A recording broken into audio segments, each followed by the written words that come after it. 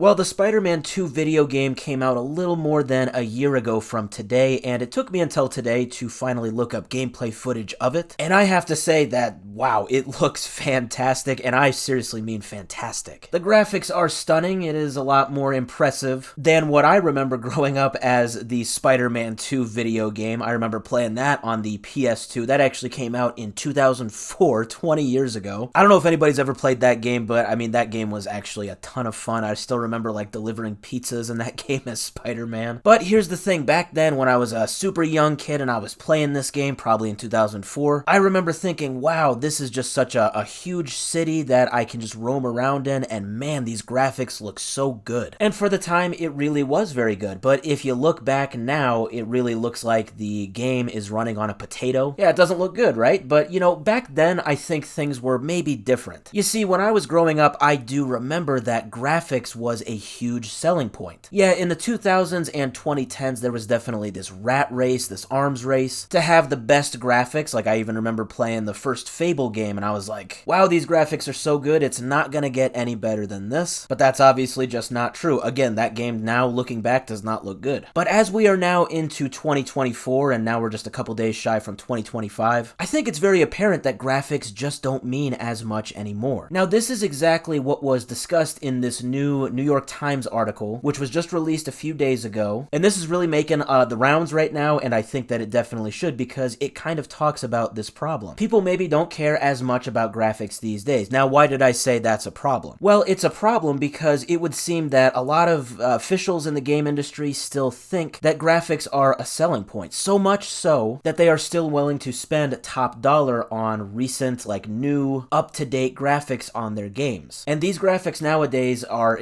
just extremely expensive. So I'm going to link the article in the description. It's by Zachary Small. It's a very good, well-written article. But essentially, starting off, he talks about the Spider-Man 2 video game. As I mentioned, it looks phenomenal. So this is a game that is only 1 year old now. And it would seem that Sony just put, you know, everything into it as far as the graphics went. So as far as a modern game that has up-to-date graphics, this is a pretty good example. Well, Zachary says that this game, Spider-Man 2, actually had a development cost of $300 million.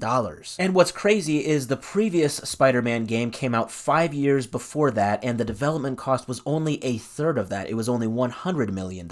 And so Zach talks about how, though this game did sell a lot of units, it may not have profited nearly as much as what they wanted it to, and this was kind of shown because there were quite a bit of layoffs recently, some of them involving Insomniac. That's the studio by Sony that did the Spider-Man game. And essentially, yeah, this article just kind of explores this notion that, yeah, we're now in this era of video gaming where it is officially extremely questionable to be developing a video game and pitch the idea that you should spend the money on top-notch modern-day graphics because they just cost so much. And he does talk about how it's kind of funny how games that are like extremely popular today, like maybe some live service games or indie games, they don't have top-notch graphics, but it doesn't matter. The big example he uses here is Minecraft, you know, and this is funny. I actually just yesterday got back into Minecraft. I haven't played it in maybe like a half a year, and you know, it's just one of those games that, you know, if you've ever played it, it just never dies. But why does it bring me back? Well, it's definitely not the graphics. The graphics suck. I mean, you know, compared to, you know, Spider-Man 2, or what we're gonna maybe get from GTA 6, like Minecraft looks terrible. And yet, I don't care. I don't care that it's not a realistic looking guy mining stuff and fighting zombies. I could care less. And you know what? I'm even gonna contradict myself and say that I actually think it looks great. It just doesn't look realistic, I guess is what I should say. But again, I don't care. And I think that is a huge thing with these games like Minecraft and Roblox, and even Fortnite. You know, Fortnite doesn't even have, you know, up-to-date, like extremely modern graphics. You know, as they add these updates and patches and, you know, new seasons, new content, because they just have the graphics that they have, it doesn't cost nearly as much for the development of this new content. Whereas, let's say hypothetically, a game like Spider-Man 2 with those graphics is a live service game, and it gets a new update, it gets new mobs, new maps, whatever, it is gonna cost so much to develop that new content. What I'm getting at is that I think we are now at a time, and I think this very much has been stated now in this article, where indie games are going to thrive, and not only that, but it's possible that like AAA studios are just gonna not care as much about graphics because two things: one, they cost too much, and two, they're finally realizing, I think, that people don't really care as much as what people once did about graphics. Like, have you ever heard of this little company called Bethesda? They come out with these Elder Scrolls Scrolls and Fallout games. I don't know if you've ever heard of it, it's kind of a big deal. But like those graphics, I mean, they suck. I mean, okay, maybe I should go a little easy on it. They don't suck, but they are never by any means modern. And yet, you know, when Skyrim came out in 2011, if you played that when it came out, or, you know, even if you play it today, do you remember ever caring about Skyrim's graphics? Like, I know that I never did. Again, it's just because the game itself is awesome. It's fun to play, so who really cares? Old school RuneScape is another great example. There is no game for me that I have spent more hours in than that. And that game looks terrible. I mean, that game actually makes the Spider-Man 2 game from 2004 look good. It's that bad. People's faces aren't even like rendered in that game. It just looks bad. And yet, I don't care. Nobody cares. It's just fun. And at the end of the day, that's really just what people want out of a video game. They want it to be fun and entertaining. The realistic aspect of it is, to me, kind of a second-class issue. Like, it's cool if the graphics look good, but it really doesn't matter if it doesn't. So I think that we are really now going to be seeing a switch with video game developers. I think some maybe already are, but just going forward in the next few years, mark my words, because the cost of graphics is just so high, there is going to be less of a focus going forward on graphics and more just on gameplay itself. If you ask me, I would say that that is nothing but a great thing.